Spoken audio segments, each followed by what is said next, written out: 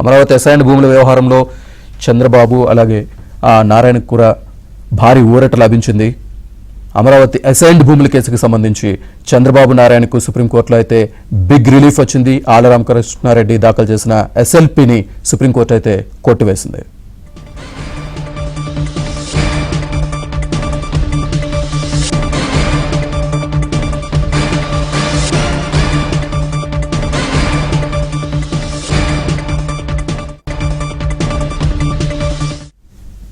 Amaravati assigned భూముల కేసులో చంద్రబాబు నారాయణకు సుప్రీంకోర్టులో బిగ్ రిలీఫ్ దక్కింది. ఆళ్ల రామకృష్ణారెడ్డి దాఖలు చేసిన ఎస్ఎల్పిని సుప్రీంకోర్టు అయితే కొట్టివేసింది. కేసును పూర్తిగా కొట్టివేస్తూ ఏపీ హైకోర్టు ఇచ్చిన తీర్పును ధర్మాసనం సమర్థించింది. పూర్తి డీటెయిల్స్ మా ఢిల్లీ బ్యూరో చీఫ్ కృష్ణ అందిస్తారు. కృష్ణ.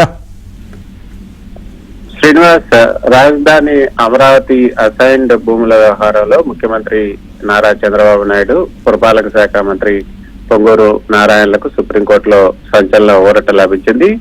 గత వైసీపీ ప్రభుత్వ హయాంలో వీరిపైన నమోదు చేసినటువంటి క్రిమినల్ కేసులను పూర్తిగా కొట్టివేస్తూ ఆంధ్రప్రదేశ్ హైకోర్టు ఇటీవల ఇచ్చినటువంటి చారిత్రాత్మక తీర్పును సుప్రీంకోర్టు సమర్థించింది. అలాగే హైకోర్టు ఉత్తర్వులను సవాల్ చేస్తూ వైసీపీ మాజీ ఎమ్మెల్యే ఆళ్ల రామకృష్ణారెడ్డి దాఖలు చేసినటువంటి స్పెషల్ లీవ్ పిటిషన్ ని సుప్రీంకోర్టు ఈ రోజు కొట్టివేసింది. హైకోర్టు ఇచ్చినటువంటి తీర్పు సుస్పష్టంగా ఉంది. ఇందులో జోక్యం చేసుకోవడానికి ఎలాంటి తగిన కారణాలు, నో మెరిట్స్ కనిపించడం లేదంటూ స్పష్టం చేస్తూ విచారణకు ఈ రోజు సుప్రీంకోర్టు నిరాకరించింది. అమరావతి పైన వైసీపీ వెళ్ళినటువంటి అక్రమ కథనాలు నిరాధారమని కూడా సుప్రీంకోర్టు తేల్చింది. మరోపక్క పొలిటికల్ మైలేజ్ కోసమే కేసులన్న ఏపీ హైకోర్టు వ్యాఖ్యలను కూడా సుప్రీంకోర్టు ధర్మాసనం పునరుద్ఘాటించింది. ల్యాండ్ పూలింగ్, జీవోల జారీ అన్నది ప్రభుత్వ పరిపాలన నిర్ణయాలేనని కూడా సుప్రీంకోర్టు స్పష్టత ఇచ్చింది. అంతేకాకుండా ఏ ఒక్క రైతు లేదా భూ యజమాని ఫిర్యాదు చేయలేదన్న విషయాన్ని పరిగణలోకి తీసుకున్నటువంటి కోర్టు ఆనాటి సిఐడి ఎఫ్ఐఆర్ల చెల్లుబాటు పైన సుప్రీంకోర్టు తీర్పుపై ఇక తెరపడిందని స్పష్టం చేసింది. అయితే జీవోల జారీ, ఈ ల్యాండ్ పూలింగ్ అనేది పరిపాలనాపరమైనటువంటి విధాన నిర్ణయాలు. ఏ ఒక్క బాధితులు కూడా కోర్టుకు రానప్పుడు రాజకీయ ప్రత్యర్థులు వేసినటువంటి పిటిషన్లకు చట్టబద్ధత ఉండదు అన్న హైకోర్టు అభిప్రాయంతో సుప్రీంకోర్టు ఏకీభవిస్తూ రాజకీయ కక్ష సాధింపులకు న్యాయస్థానాలను వేదికగా మార్చుకోవద్దంటూ కూడా సున్నితంగా సుప్రీంకోర్టు హితవు పలికింది. అదేవిధంగా హైకోర్టు ఇచ్చినటువంటి సంచలన తీర్పును కూడా సమర్థిస్తూ దీనికి సంబంధించినటువంటి వివాదాన్ని పూర్తిగా ముగించినట్లుగానే చెప్పింది.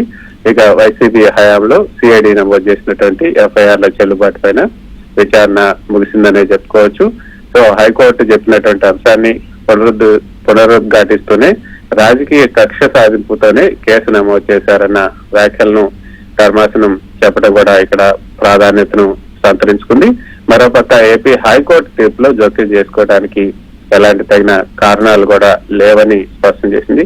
అయితే శ్రీనివాస్, గతంలో మనం చూసాం ఏదైతే 2014-19 మధ్య అమరావతి రాజధాని నిర్మాణ సమయంలో పేదలకు, ముఖ్యంగా ఎస్సీ, ఎస్టీ, బీసీ వర్గాలకు కేటాయించినటువంటి సుమారు 1,100 ఎకరాల అసైన్డ్ భూముల్లో అవకతవకలు జరిగాయని మంగళగిరి మాజీ ఎమ్మెల్యే ఆళ్ల రామకృష్ణారెడ్డి సిఐడికి ఫిర్యాదు చేశారు.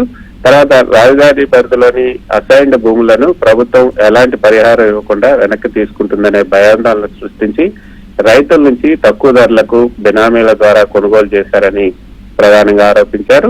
అలా భూములు కొనుగోలు చేసిన తర్వాత ల్యాండ్ పూలింగ్ స్కీమ్ LPS కింద అసైన్డ్ భూములకు కూడా పరిహారం ప్యాకేజ్ వర్తించేలా జీవో 41 తీసుకొచ్చి నిధుల దుర్వినియోగానికి పాల్పడ్డారు. దీనివల్ల సుమారు 4,400 కోట్లు ఉంటుందని కూడా కేసు నమోదు చేశారు.